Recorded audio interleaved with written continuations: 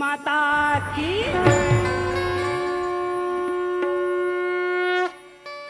तो आज भागवत के कौन सा दिन है, का कथा सुने हम?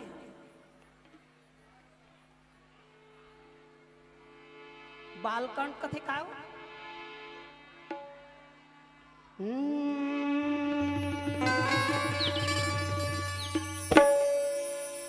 तो पंडवानी के मतलब होते पांडव की वाणी।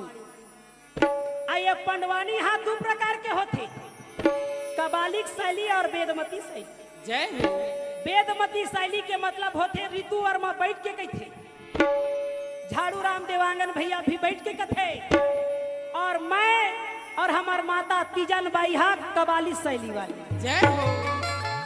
अब कबाली शैली के मतलब होते कल्पना के द्वारा प्रस्तुत करना। जय हो। तो दाई दादा हो, मैं एको क्लास पढ़े नहीं हूँ, कोई भी प्रकार से कथावाचक में अगर त्रुटि हो जाही तो मुला क्षमा करी हो। मैं ज्यादा धुरिया गांव के नो हो, तुहर बिलासपुर के गांव के। जय हो। बोलती मोर छत्तीसगढ़ महतारी या देवी सर्वभूतेषु वह तीजन रूपेण संस्थिता। संगीता नमः तस्यै नमः तस्यै, तीजन बाई नमः तस्यै। कि सरस्वती ने स्वर दिए तो दिए गुरु ने ज्ञान, माता पिता ने जन्म दिए तो प्रभु रूप दिए भगवान। तो रूप दिए भगवान शारदा, पहले तुझे मनाऊं मनाऊं और यहाँ की कंठ विराजा भवानी मेरा गुच्छती। बोली सरस्वती शारदा मैया की जय।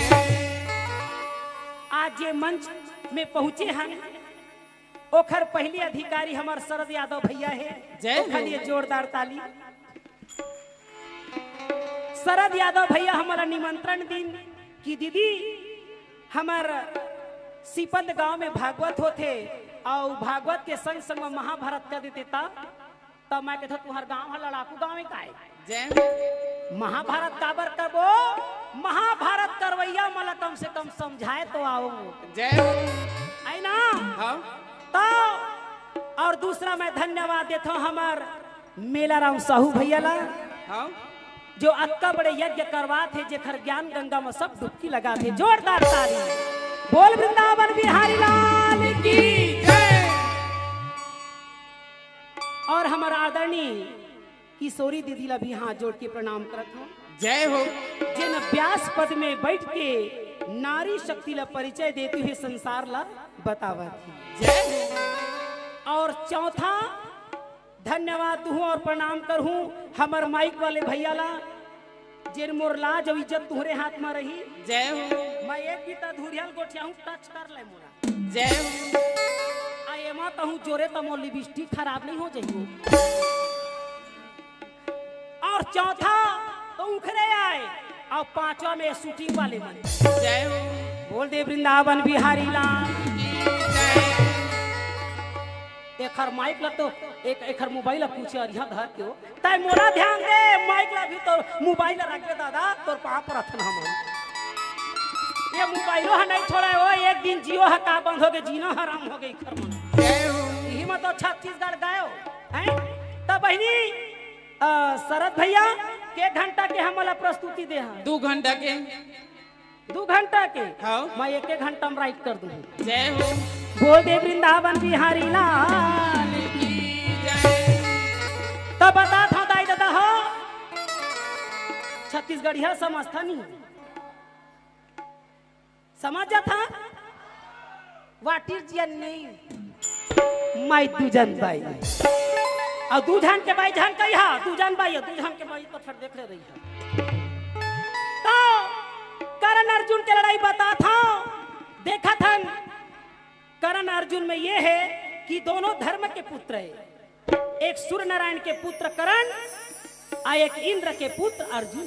जय हो। और दोनों जन ये संसार में आके युद्ध करत है काबर काबर एक धर्म के खातिर एक अधर्म के खातिर जय हो और दोनों के लक्ष्य एक ही है। क्या आगे की कथा बताऊं। बोल दे वृंदावन बिहारी लाल की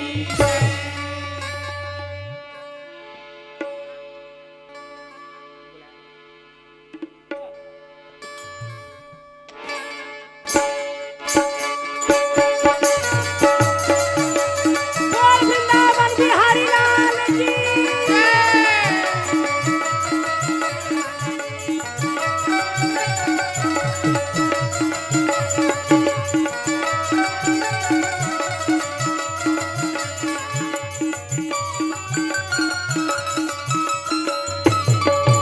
बोल दे मोर वृंदावन बिहारी लाल की मोर सना ना ना ना ना ना ना ना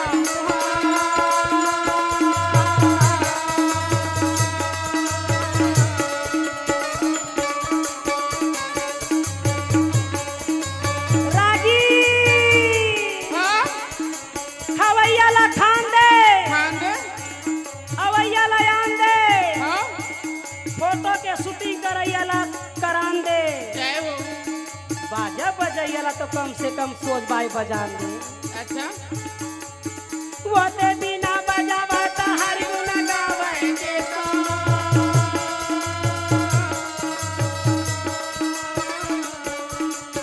प्रभुया कर ना जा राखगा मोर भाई ये दे बारे जमादार बारे मगा ये दे मानो ना जा बोला देगा ये दे आगे औला बता देगा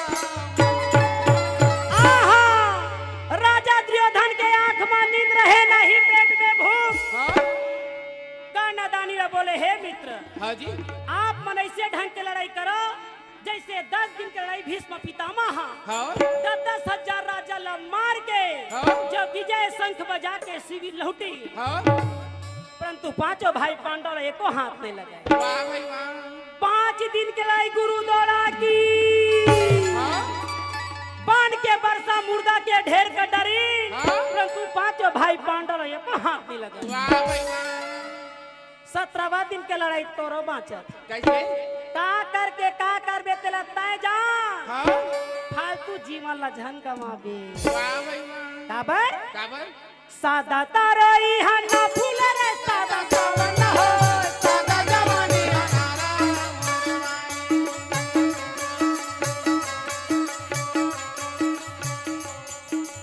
सादा तारोई हन्ना फूल रे सादा सावन हो सादा जवानी हमारा सादा जिए न को सादा जवानी हमारा सादा जिए न को सादा जवानी हमारा सादा जिए न को सादा जवानी हमारा करण एक बात तो बताऊं मैं हाँ आरी आरी पारी पारी हाँ अपन अपन तरह तैयारी जैसने बोहा तैसने लुहा आमा के पेड़ में आमा फरथे बहिनी हाँ जी और तुहर सिपत में कहूँ सीजन नहा के बाद केरा फरत होई तो हमानी जान वाह भाई वाह तब पापी आदमी पाप करी तेकर फल निश्चित है हाँ और जेन पुण्य करही तेकर फल भी निश्चित वाह भाई वाह एक हर बार तो बड़े बड़े राजा महाराजा से लेके भिखारी तक पाप को कम करने के लिए धर्म करते हैं। वाह भाई वाह झाड़ लगा ले बाबू लगे यमा कहाँ ले हो ब्रह्मा के लिखा नहीं चले झाड़ लगा ले बाबू लगे यमा कहाँ ले हो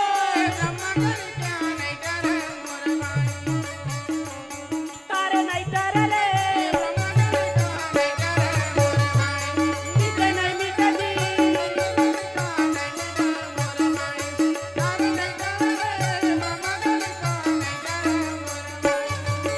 ओ समय कर्णधारी तरफ देख के कहे हे गुरुपति हे मित्र मोला छोटे से बड़े लड़का यही कहे बो न कर्ण पुत्र सूत्र दानी कही के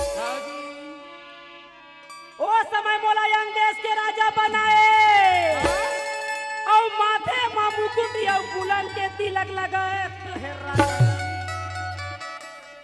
देख रे खाती लाड़े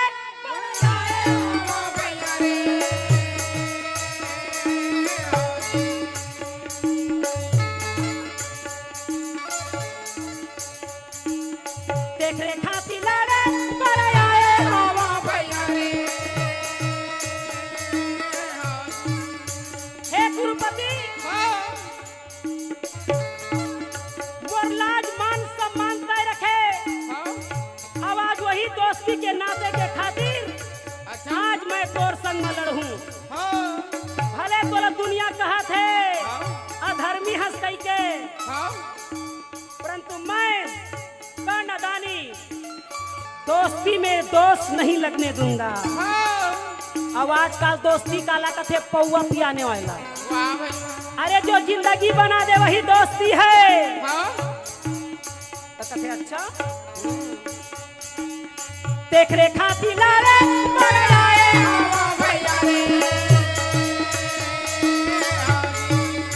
ये का लड़ाई तुम मते हमला ये कहाना लागे भैया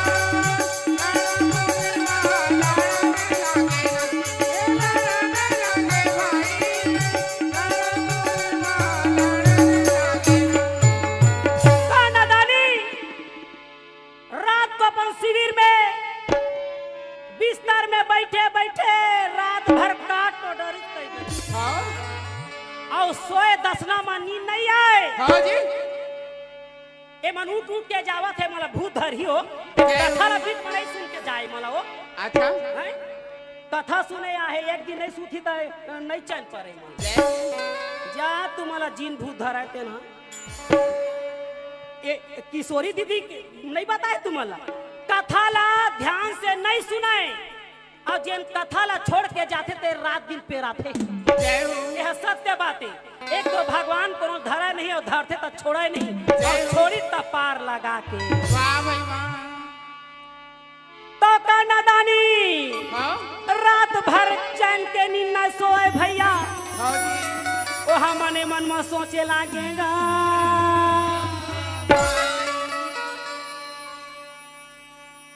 आदमी ला नींद काबर नहीं आए। तीन प्रकार के नींद नहीं आए। एक तो वही आदमी नहीं आए जेखर खटिया में ढेकना रहता काकर खाकर घर में खटिया है हाथ उठाओ और छत्तीसगढ़ का था हो तुमन खटिया निगम पाथा तेन पलंग के सुतैया या ना एकरे बर कहना यो करना बड़ा अंतर होते। छत्तीसगढ़िया कहे से कुछ नहीं हुए। खटिया ला बौरना नहीं है धोतिया ला छोकरा पिला माला पहनना नहीं है नोनी पिला माला लुगरा पहनना नहीं है। एला लुगरा का थे तू मन पहले तेरा साड़ी का माना के बातें मन में सोचेगा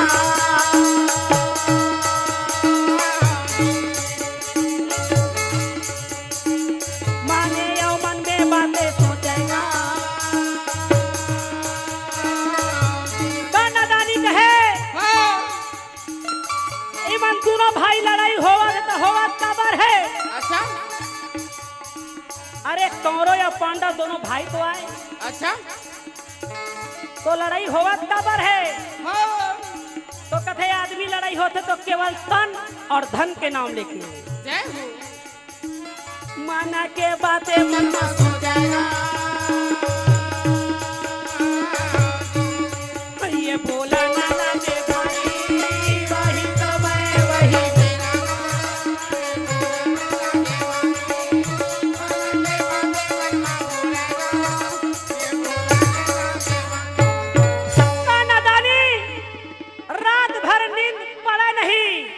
पहली आदमी नींद काला नहीं आए जेखर खटिया में ढेकना रहती। अब आजकल खटिया गए तो ढेकना घलाओ तो समझ जाओ ओखर घर में मच्छर सनसनावा थी ढेकना नंदा है मच्छर थोड़ी नंदा है रही। और दूसरा नींद काला नहीं आए जेखर नोनी बाबू बड़े बड़े बाढ़े रथे मोबाइल धर के घूमत रथे तेनो माला नींद नहीं आवे। दूसरा नींद काला नहीं आए जेखर नोनी बाबू मान बड़े बड़े बाढ़े रथे और कहूँ हाथ में मोबाइल तो आगे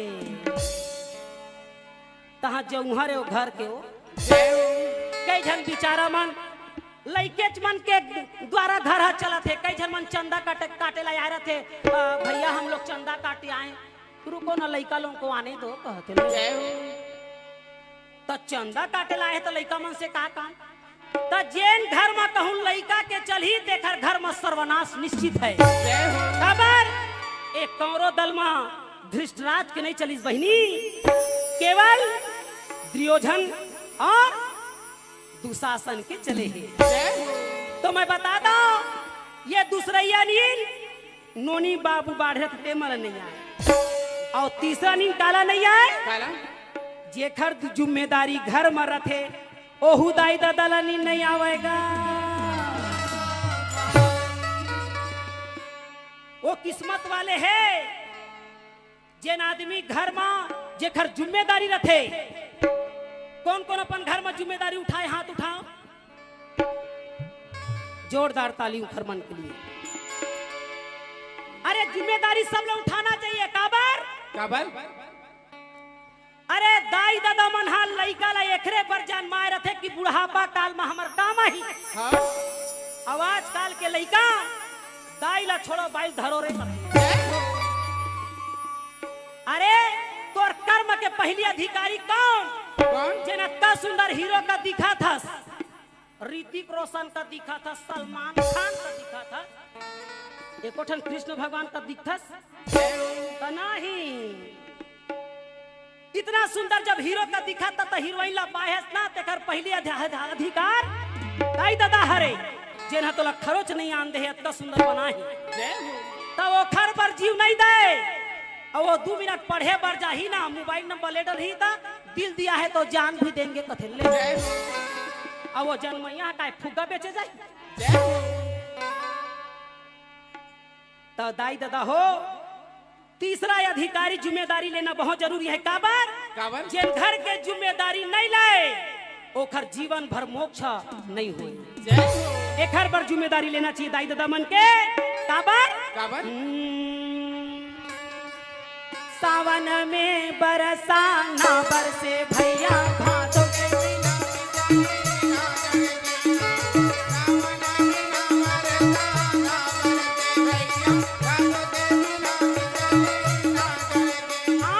सावन बिना बरसा ना बरसे भैया भादों के बिना बिजली ना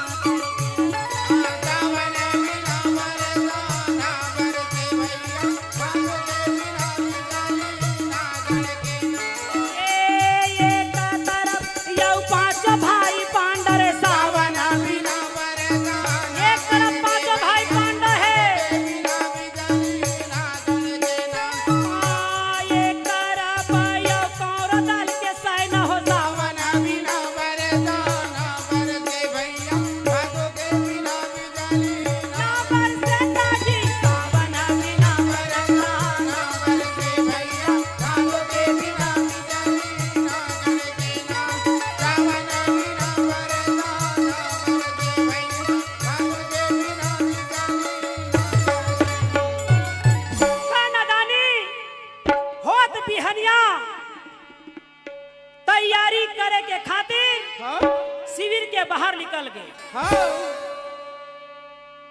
और मार गुस्सा के मारे राजा दुर्योधन के ताना ला सुने रथे हाँ जी तो चिल्ला के कथे का का बोला काय खंगे छे ओ ठाकुर देवता का से तिले ती घूमते छे हुआ तय घूम घूम घूम हां हैं बोला काय खंगे चलते सोच बाय नहीं बैठी मोरो ध्यान अंते तंते हो जाती ले बात तो चिल्ला के कन्नादानी कथे का सुन लो बड़े बड़े राजा महाराजा आए हो हाँ जी घोड़ा वाले घोड़ा गजेंद्र वाले गजेंद्र पैदल वाले पैदल और रथ वाले रथ तैयारी करो हाँ जी आगे आगे मोर रथ चल ही और पीछे माँ सिपत के सेना वाह भाई वाह ये अक्का झन खड़े है खतर बदर हाँ इनको कह दो कि लड़ाई के लिए तैयारी हो जाए वाह भाई वाह और ये महाभारत की लड़ाई कर्म भूमि है हाँ हर आदमी को अपना कर्म करना पड़ेगा